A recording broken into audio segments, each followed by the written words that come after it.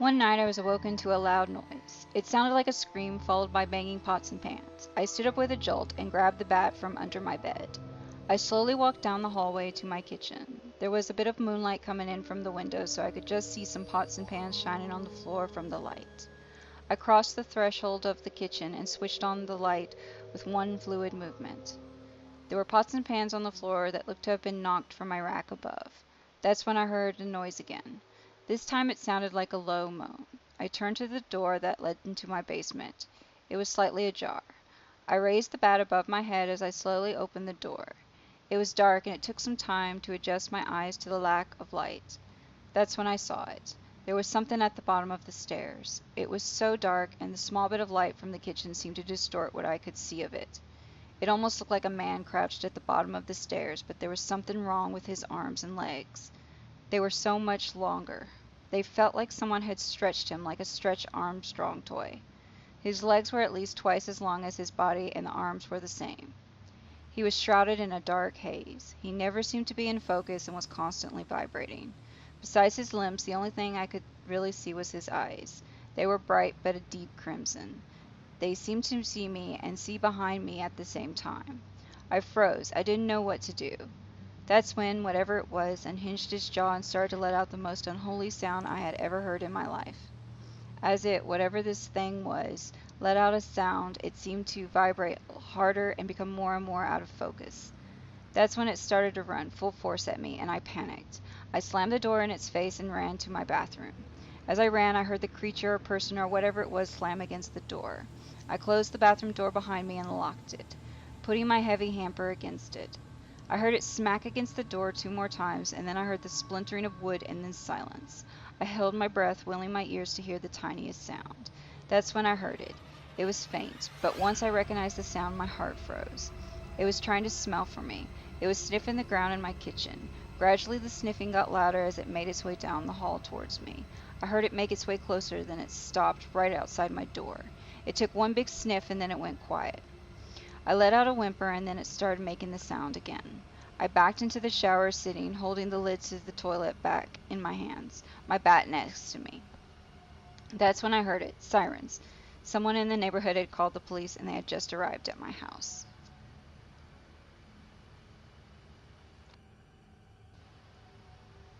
This happened to me when I was younger. I didn't believe in the paranormal, and even now I'm not sure that I do.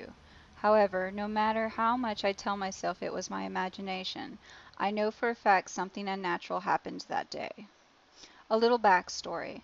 I am an identical twin. My sister and I have almost always gotten along, though we have had the occasional bout of sibling rivalry, as I imagine most siblings do. We've never had the whole telepathic bond thing that you hear about in twins, but we do tend to spend more time together than apart. That was especially true living out in the country when we were children. We didn't have many neighbors, and this was the age before internet, so oftentimes we made our own entertainment. One of our favorite games was hide and seek. Our house was a big, old farmhouse designed with a much bigger family than ours in mind. There were so many rooms, we hardly used half of them regularly, and there were a few that I only remember going into once or twice my whole life. One room in particular always freaked us out. It was at the end of a long hallway, with a single small window that provided only the most minimal light. I don't remember a lot about that room. We used it for storage maybe. I know I heard weird sounds coming from it once. When I told my dad, he said something about rodents in the walls or something. That conjured very frightening images to my 7-year-old imagination. Walls teeming with rats and badgers, having them move around the room freely. It terrified me back then, though now I own pet rats and I love them dearly. I discussed this with my sister, and we both agree that we should never enter the kingdom of the rats, and call that room off limits. The summer after the revelation that we shared our home with rodents, we were home together and bored. So we decided to do what we always did while bored, which is play hide and seek. Now I have to admit, I was the better of us at hide and seek. I could always find the best spots, and my sister would never be able to spot me. My sister, however, could never hide very well, and when she did find a spot, she always gave away her position by giggling. I would challenge her to find better spots, but she always ended up hiding in one of the same 4 places. So after playing for a while, I was getting tired of finding her right away. I snapped at her rather meanly that she should find a better spot or just stop playing. She was upset at me, but said she wanted to keep playing so she could prove me wrong. So since it was my turn, I started counting and hid my eyes. I heard her run off and finished my counting. The first place I looked was her 4 usual spots, and she wasn't in any of them. So I started to taunt her, which usually got her giggling. Stuff like, "I'm coming to get you," and, "Oh, isn't she in here? I'm sure she was in here." Innocent stuff. So I walked around, casually looking into rooms and closets, listening to the telltale signs of her giggling. The sun was beginning to set, so the rooms were lit in a stretched out yellow-orange pallor of pre-twilight, making shadows long and vision dim, but not so dim to need to turn on the lights and waste electricity, as my father was fond of saying. I went from room to room, becoming more and more impressed, until I heard a giggle from down the hall. "Gotcha," I thought as I hurried toward the parlor. Suddenly the light behind me dimmed, and I turned to see on the other side of the hall what I thought was of my sister's silhouette standing in front of the window at the end of the hall. As I looked, she ran across the hallway and into the door at the end of the hall. As she entered the door, she giggled softly. I stood frozen. My mind had a lot of questions. First, why would she change hiding spots mid-game? Second, why would she go into the only room in the house that was out of bounds? We agreed last year that we left that room in particular to the rodents and would not disturb them. Finally, somewhere dimly in the back of my mind, I was wondering how she got across the house so quickly, since I heard her laughing from the parlor, and the only way to get to that room was to pass right by me. That dim thought nagged at the back of my mind, tugging at a primal center of my brain, and every step I took towards the door became more timid. I was scared, and I wasn't sure why. I got to the end of the hallway and felt cold. Goosebumps lined my arms, and I felt the static crawl of fear across my scalp as my hair follicles tightened and stood taller. It was cold along the end of the hall, so cold I swear I could see my breath. The problem was this was Tennessee in the summer of an old house without central air. I wasn't thinking this at the time. I was just thinking how cold it was, and how it shouldn't be this cold. I put my hand on the icy doorknob and called out quietly, "No fair, cheating. You know this room is off limits. Besides, you moved. You can come out now." All I heard was a soft giggle coming from somewhere in the room. I stood frozen, waiting for her to come out, staring into the darkness of the room before me. The sun had dipped below the horizon now. The light of twilight was fading quickly into the darkness of the night. I could make out the boxes strewn through the room. I saw plenty of shapes in the spaces between, dark shadows that flinted and danced in the edges of my vision when I wasn't looking directly at them. I was filled with a sense of dread, and I had no clue why back then. Now as an adult, I know the feeling. It's the same one I had when I was hiking and I came face to face with a mountain lion. It's the dread of coming within arm's reach of a predator, when you are so obviously prey. "You want me to say it?" I asked, both angry and afraid, my voice coming out as a hissing whisper into the darkness. "Fine. You win. Come out." I stood waiting, the only response a muffled giggle in the dark room. A little over 8 years ago I had a run-in with a couple of children. The experience was odd and rather unsettling, but I never really thought much of it after it happened. I was traveling on my way from Denver to Nashville, and I was going a long way all by myself. This was the first time I had ever attempted a cross-country trip alone, but not my first time taking this particular route, or at least the route I had mapped out. This was before I had a smartphone with GPS, so I decided to rely on memory. I mean, how hard could it be? Take the I-70 to Kansas City and grab the I-40 to Nashville. Cake. Or so it seemed. Sadly, I made a mistake at the very beginning of the trip. I accidentally, without realizing it, took the I-76 north to Omaha. I don't mean to be rude, but Kansas and Nebraska look a lot alike. That is to say, there's a whole lot of nothing between Colorado and their main cities on the east side of the state. I didn't even notice the change from I-76 to I-80. It wasn't until I had gone halfway through Nebraska and I realized I hadn't hit Salina, which is where we filled up last time. Suddenly I saw the sign on the freeway indicating I was on the 80. My heart dropped. I was lost and alone, and I had no clue how far off course. I didn't even know what state I was in. A sign ahead showed a small town was ahead, and it had amenities like a hotel. Small didn't quite properly describe the town I saw. It was literally a crossroad with some small traveling shops and fast food places. I was flustered, tired, and not thinking well, and I took the wrong turn without realizing it. It was that time of night where the sun was set, but a purple glow made the sky brighter than the ground. I thought the hotel had to be a short ways off, but as I drove, the road got darker and there was nothing around and no lights.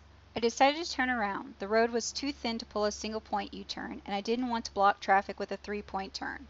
I was new to driving and afraid a bunch of cars would suddenly appear behind me on this thoroughly abandoned road. I decided to take a side street and turn around there, so I pulled off a small dirt road and began a K-turn. Just when I was on the third point of the turn, my headlights hit two children standing at the side of the road. The tallest one had a hoodie on over his head with long blonde hair covering most of his face. The littler one, who was holding his hand, was a young girl, maybe 7. She had earmuffs on and a Pokemon sweater hung from her small frame. She had her head down and looked cold. I pulled up next to them and rolled my window down. "You guys okay?" The boy turned to look at me. His face was shadowed by his hood. "We missed our ride, and now we have to walk home. Can I use your phone to call my mom?" Now, by this point, my phone was dead. It was a crappy Cricket phone. I spent like $30 on it 2 years earlier, and the battery drained like no one's business. "Sorry, dude. Phone's dead. You guys close to home?" "My mom's house is about 10 miles down this road," he said, irritation clear in his voice. He seemed pissed that my phone wasn't working. I looked at my gas. The light had come on a few minutes ago, and I didn't want to go driving into the night with 2 kids in my car and run out of gas. "Bummer," I sighed as I turned back toward the kid. They were closer now, almost touching the door. I hadn't heard or seen them move, and it kind of startled me. Whoa. Well, I don't have the gas to make that kind of trip. Plus, as a fully licensed stranger, I don't think it would be a good idea for you to get in my car." The kid smiled. The smile was not warm. I could see his face better this close.